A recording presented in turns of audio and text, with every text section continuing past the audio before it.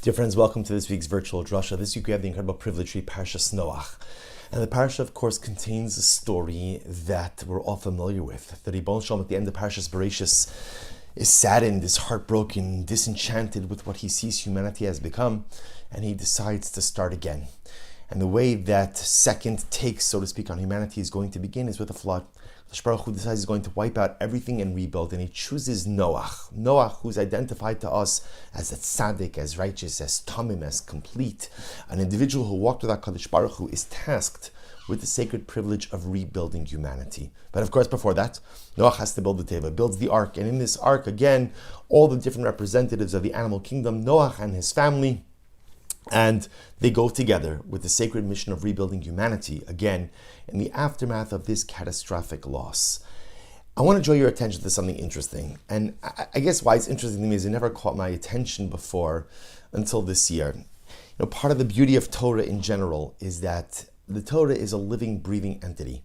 And the truth is, the way one sees things when they're young is very different than the way you see things when you get older. And it's not just the question of biological age, but I think that often what's happening in life and what's happening in the world also offers us a different lens to be able to see the events of the Torah Kedosha.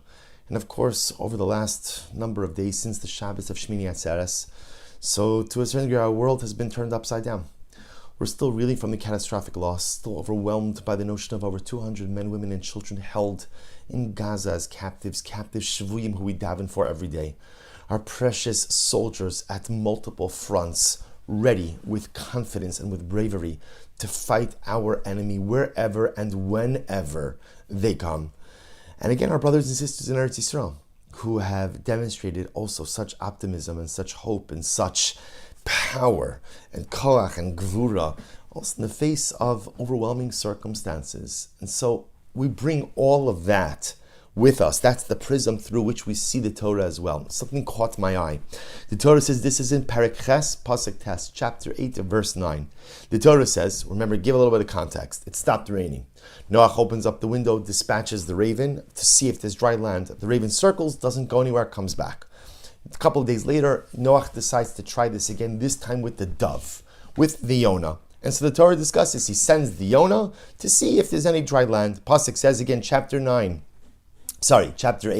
Perek Ches, Pasuk Tes, verse 9, V'lo motza hayona manoach l'kaf ragla, v'atashav elav elateva, ki ma'im apnei kol haaretz. So the Torah says, as much as Noach dispatched the Yonah, dispatched the dove came back because there was no dry land. And then the pasuk ends off, right? Vayishlach yado vayikachel. Noach extended his hand to go ahead and take the dove. Vayishlach yado, he extended his hand. Vayikachel, he takes the dove. Vayave osa ela teva, and he brings the dove into the teva, into the ark. And the truth is, when you look at that last phrase, it's totally extraneous. Why does it have to tell me that? In other words, what's the point of the story? The point of the story is Noach dispatched the Yonah, dispatched the dove. The dove circled, or it didn't circle. It went out, couldn't find dry land. It came back to the ark. That's it. Story's over. Why do you have to include this information? Vayishlach yodo. Noach extended his hand. Vayikachai, he takes the dove, and he brought the dove back into the ark. Why the need for that phrase? And perhaps that phrase helps us to understand something so much more dramatic than just a simple storyline, and helps us internalize a lesson that is so profound at any time, but especially even more so now. The Yonah, the dove, represents many different things, but amongst them, the Yonah represents Klal Yisrael, the Jewish people, but not just the Jewish people stam, but the Jewish people in a state of achdus, because the Yonah represents shalom. It represents peace. And for us as a people, peace doesn't just simply mean the absence of war, the absence of aggression, or the absence of violence. But peace means for us a sense of achdus, a sense of unity, togetherness. And I think the Torah is conveying to us something absolutely amazing. Peace, shalom, achdus, unity, is one of the most elusive things for our people. It sounds so easy to have achdus, to have unity, but yet for the last 2,300 years, since we lost the second Beis Hamikdash, because of sinas chinam, it has proven to be something overwhelmingly elusive. And the Torah is telling us something incredible. The Torah is telling us that if you want peace in life, if you want achdus, if you want the Yonah doesn't just fly into your house and sit on your lap and say, here, achdus is here. If you want achdus, if you want unity, vayishlach yodo, you have to extend yourself for it. Achdus unity doesn't happen by itself. You have to do something. You have to extend your hand. Not only do you have to extend your hand, vayikachel, you have to grab it. Because often in life, the opportunities for achdus come and go quickly. They come and they leave. So if you extend your hand, that's one part. You have to do something, but then you have to grab it. You have to grab onto the opportunities when they present themselves. And then, when you extend your hand and you grab those opportunities for national cohesion, for achdus, vayavei osa elateva, bring it into the ark. And what's the ark? The ark is the structure of life. Be it your personal life, be it your communal life, or be it your national life. In this little phrase, the Torah Kedosh is telling us that the most elusive thing in life, the most elusive thing for Am Yisrael, is the Yonah, is the dove of Achdus. And when it's available, when it presents itself, extend your hand, do something, grab it, hold on to it, don't let it go, and bring it into every dimension of your life, personal, communal, and national. And what an overwhelming lesson for us during these times. I think we are living in times of unprecedented achdus. It is overwhelming, and it's the strangest thing, because on one hand, we feel so heartbroken over what has happened to our people. Yet on the other hand, we feel so much simcha, so much happiness when we see the achdus. Achdus from everywhere, achdus from every corner. And you know what's even more amazing? We see, on the other hand, we see the hate that is coming out, whether it's on college campuses or whether it's internationally in different parts of the world. And it's incredible because the veil of anti-Israel sentiment has been lifted. People for many years hid behind the veil of anti-Israel, saying, no, I'm just anti-Israel, not anti-Semitic. And that veil has been lifted. And it's clear that anti-Israel sentiment is anti-Semitism. We see it everywhere in its ugliest, most rabid form. And as the vitriol and hate pours out from certain areas, again, college campuses, certain areas of the world, on the flip side, look what's happening in our people. Look what's happening to Am Yisrael. Look at the achdus, look at the unity, look at the love, look at the outpouring, look at the connection, look at the cohesion, look at this. Look at this. Look how incredible and overwhelming the times we live in. Everyone wants to help. In Eretz Yisrael, you literally have people who have quit their day jobs just in order to be able to help in some small way to our soldiers, to our brothers and sisters. Look at all of the people, even in diaspora. Baruch Hashem, look at us. Look at us. We're mobilizing, sending money, sending supplies, doing the same tehillim. We're devoting ourselves and davening and learning.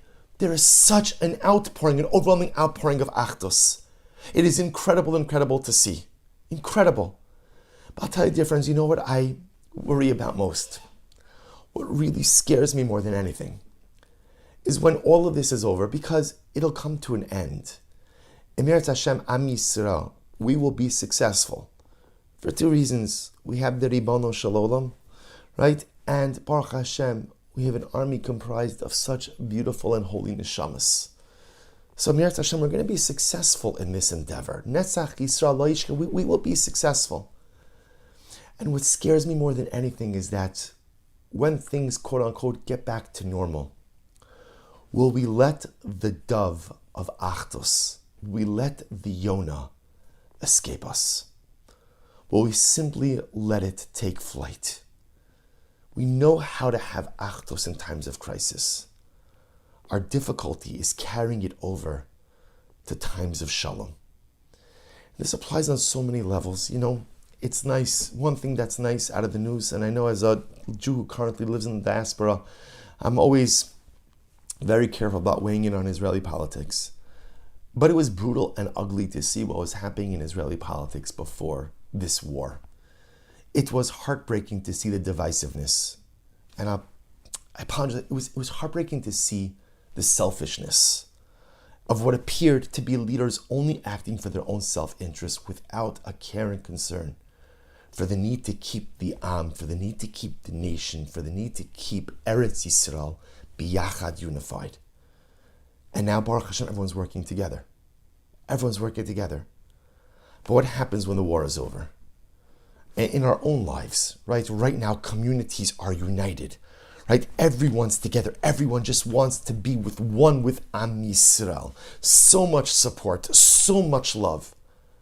But what happens when a Mirza Hashem victory is achieved and things go back to normal? Will we go back? Will we lapse back to our own ways, old ways? Will we go back to being divisive? Will we go back to just circling the wagons amongst our own kind, our own hashkafa, our own denomination, our own sect, our own group? Will we let the dove take flight? Or do we have the courage now, as Noach did, Vayishlach Yado, to take it, Vayikachet, to grab it, and to bring it into the teva of life? And Chevra, I think this is something we have to be makabel upon ourselves in our personal lives. If we have strife in our marriage, some of us do. Some of us have had it for a very long time. And some of us have problems that we cannot fix on our own. Well, get the help you need. Get the help you need. Make shalom. Make shalom with your life partner. Do what you can. How many of us, again, are disillusioned by our children? I'm not happy with the decisions my children made. Well, you know what? Part of being a parent is recognizing your child is not made in your image. And children rarely follow the script that parents lay down for them, but appreciate your child for who they are. And don't spend your life expecting them to be who you want them to be. And some of us are disillusioned with our parents. Some of us had dysfunctional upbringings, and parents often tried their best, but parents themselves were parented in a certain way.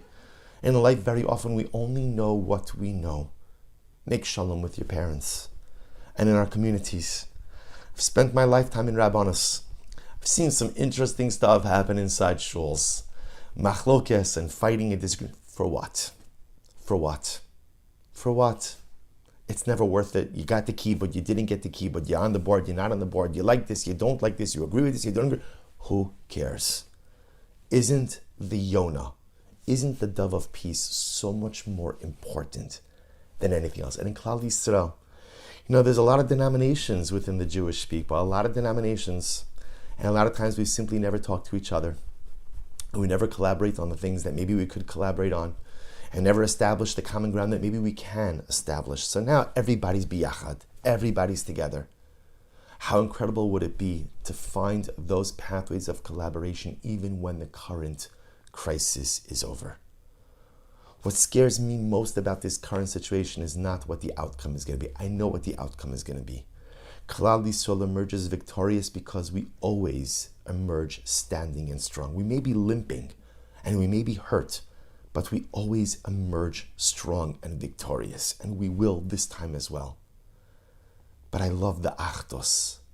I revel in the achdos. I can't get enough of the feeling of being together with my people. It feels like Har Sinai again. Ki ish echad belev echad, with one people and one heart. And I'm so scared that one day things will go back to what they were. That one day Jews will be fighting again in Dizengoff on Yom Kippur. That one day politicians will once again become just myopic and tunnel vision for what they want and how they want it. And that the rest of us who are retreating to our corners, just focusing on our own agendas. However, this is an Eis Ratzon for Klal Yisrael. And if each of us could take upon ourselves the Kabbalah to be people of Achdus, to be Yonah people, to be people who value Jewish unity over everything else. We're not going to agree. But if we could figure out a way to be together, even not in times of crisis, but in times of shalom, how much stronger our people would be. We should be zocha, like Noach, that when the dove of peace presents itself on a personal level, on a familial level, on a communal level, and on a national level, Vayishlach Yado, let's do something to act on it. Vayikacheha, let's pledge to ourselves that I am going to take the value of Achdus and I'm going to make it a core value in my life. Vayava Ilsa Elateva. And let's bring it into the structure of our lives. Again, personal, familial, communal, and national. Let's pledge to ourselves during these difficult days to never again let the dove of peace fly away. Let's grab her. Let's hold on to that dove. Hold on to that Yonah. Hold on to that beautiful feeling of Achdus. And maybe be Zochem Yars Hashem to carry it with us and to act upon it in the years to come as well. Wishing everyone a good Erev Shabbos and a beautiful Shabbos Kodesh.